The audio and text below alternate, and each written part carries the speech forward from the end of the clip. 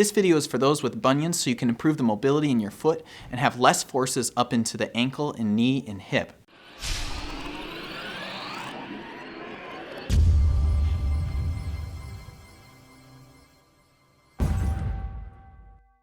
Hi guys, this is Chris with HealthyConsumer.com, back with another episode of Working Body Wednesdays. Working Body Wednesdays is where we look at posture, functional movement, and hardening your body so it can better deal with the demands of daily life. Please note that this video is for educational purposes only, and you should always have a proper assessment on your foot before you do any type of mobilization to determine if it's right for you. First, going to just show you the basic structure of the foot so we can learn how each of the bones move on each other so you can take forces away from the bunion so you're better able to walk. So what I have here is a model of a foot, and in the foot we have three parts to it. So we have what's called the rear foot, which would be the heel, the calcaneus, and then the midfoot, which is a row of bones, which you can see a little better from the top view, and then the forefoot, which is everything beyond that, the metatarsals and then the small phalanges here.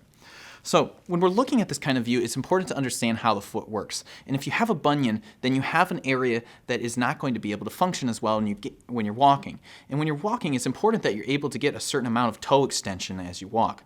So if you can't get that because of the bunion, then we have to look at the structures around that. What can we get to move since this area won't move as much? Now, as long as you don't have any contraindications and you've been assessed, then it's still possible to get this space between the first and second toe to move a little better by stabilizing these areas, holding it, and then thinking like you're wringing it out like a washcloth. So in order to mobilize one bone, you have to stabilize another bone, right?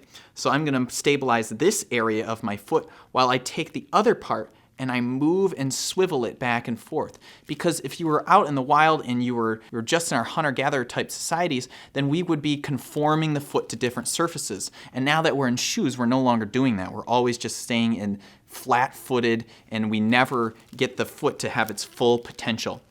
So the areas that you can move are between the first and second metatarsals.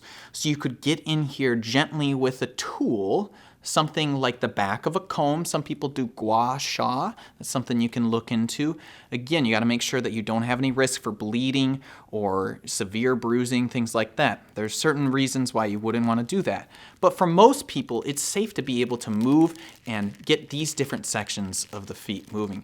You can also stabilize on the heel, and you can rock this part of your foot, hold the heel with one foot, or just keep it steady on the ground, and then move that row of bones. So we're moving everything around the bunion.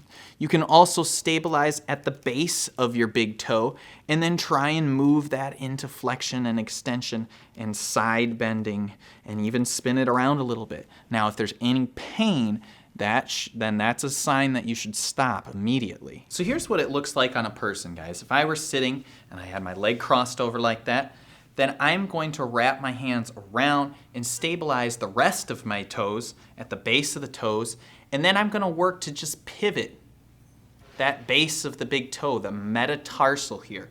I'm going to work to get this more mobile by rocking it side to side. I need to apply some force. I don't need to apply a ton of force, but if we can get that moving, then you'll have better mobility in the rest of your toe. You can stabilize at the base of the big toe, and then you can mobilize it into flexion and extension. I can bring it up and down, stabilizing at the base. I can take it out to the sides. I can rotate it. Of course, again, this is assuming that you don't have any severe degeneration in the toe, but one of the best things that you can do for an arthritic joint is to move it through a non-painful range of motion. So we've got this motion where we're wringing out the foot. You can also grab at the ankle, and you can grab at the ankle, and then you can rock the midfoot in and then take it out the other way.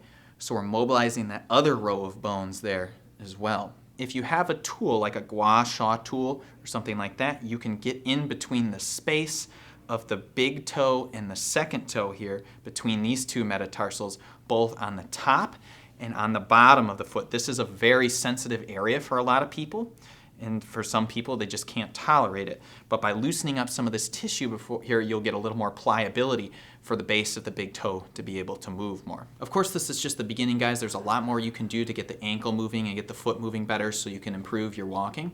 If this has been a severe issue for you, I highly encourage you to see a physical therapist so they can better assess what you need to do to improve your gait. This has been another episode of Working Body Wednesdays. If you enjoyed this video, be sure to subscribe and hit the little bell so you never miss another video. I look forward to seeing you next Wednesday.